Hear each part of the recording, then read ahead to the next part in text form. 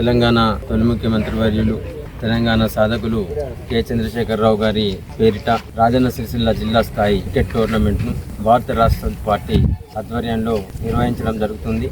మనందరి అభిమాన నేత శాసనసభ్యులు మాజీ మంత్రివర్యులు కెటి రామారావు గారి ఆధ్వర్యంలో వారి స్ఫూర్తితోటి యువత అందరూ స్నేహపూర్వకంగా అట్లాగే ఒక క్రీడా స్ఫూర్తితోటి అందరూ ఒక దగ్గర చేరి ఒక టోర్నమెంట్ నిర్వహించడం వలన క్రీడా స్ఫూర్తి కాకుండా స్నేహభావం పెంపొందించి యువతలో ఒక చైతన్యవంతమైన స్ఫూర్తిని నింపాలనే ఆలోచనతోటి కేసీఆర్ గారి పేరిట ఈ క్రికెట్ టోర్నమెంట్ నిర్వహించడం జరుగుతుంది. 12 మండలాలు, 2 మున్సిపాలిటీలు, అట్లాగే 157 టీంలు, మొత్తం 175 మ్యాచ్లు నిర్వహించడం జరుగుతూ ఉంది. మండల స్థాయిలో ఎక్కడికక్కడ లీగ్ మ్యాచ్ల తర్వాత ఇక్కడ ఫైనల్ నిర్వహించబడి మండల స్థాయిలో గెలిచిన జట్టుకు 50,000 రూపాయల పారితోషికం అంటే ప్రైజ్ మనీ, అట్లాగే రన్నర్ జట్టుకు 20,000 పారితోషికం అందజేయడం జరుగుతుంది. దాని తర్వాత ప్రతి మండలం నుంచి 2 జట్లు, మొత్తం 12 మండలాలు, 2 మున్సిపాలిటీలు, 28 జట్లు పోతే నెట్ రన్ రేటును బెస్ట్ పర్ఫార్మెన్స్ పేరు మీద 4 జట్లు, 32 జట్లు సిరిసిల్ల జిల్లా కేంద్రానికి 10వ తారీఖు నుంచి అంటే మండలాల వెసులుబాటు, గ్రామాల వెసులుబాటు, అంటే ఎండ తీవ్రతను దృష్టిలో పెట్టుకొని అట్లాగే ఎక్కడికక్కడ ప్రాంతీయంగా ఉండే పండగలో లేకపోతే ఇంకేదైనా ఉంటే వాటిని దృష్టిలో పెట్టుకొని 10వ తారీఖు నుంచి 17వ తారీఖు వరకు అంటే 7 రోజుల పాటు మండలాలలో మున్సిపాలిటీల్లో లీగ్ మ్యాచ్లు నిర్వహించాలి.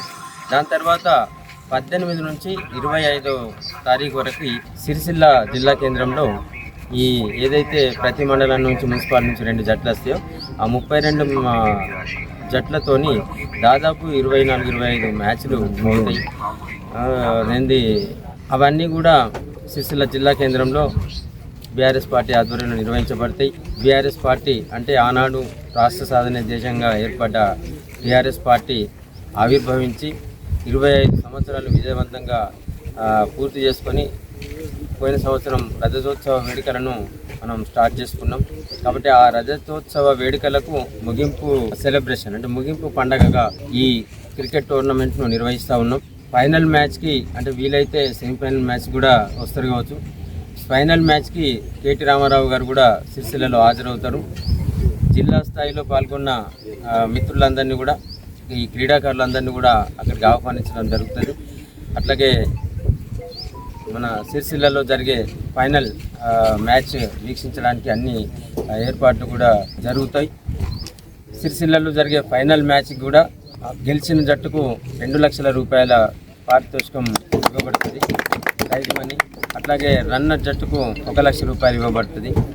అట్లాగే man of the series, man of the match కూడా అక్కడ అందజేయబడతాయి. కాబట్టి క్రీడాకారులందరూ కూడా రాజన్న సిరిసిల్ల జిల్లాలోని అన్ని గ్రామాల ఎంపీటీసీ అట్లాగే మున్సిపాలిటీలోని క్రీడాకారులందరూ కూడా కేసీఆర్ గారి స్ఫూర్తితో ఎట్లయితే రాష్ట్రం సాధించుకున్నామో కేటీఆర్ గారి చైతన్యవంతమైన స్ఫూర్తితో అందరూ పాల్గొని ఈ టోర్నమెంట్ను గెలుచుకునేలా విజయవంతంగా చేయాలని చెప్పేసి ప్రతి ఒక్క క్రీడాకారుని అట్లాగే ఈ క్రీడలను కూడా ఈ టోర్నమెంట్ను కూడా విజయవంతంగా అంటే పరస్పర సహకారంతో నిర్వహించాలని చెప్పేసి మా భారత రాష్ట్ర సమితి పార్టీ నాయకులను అట్లాగే గౌరవ ప్రజాప్రతినిధులందరినీ కూడా కోరడం జరుగుతూ ఉంది.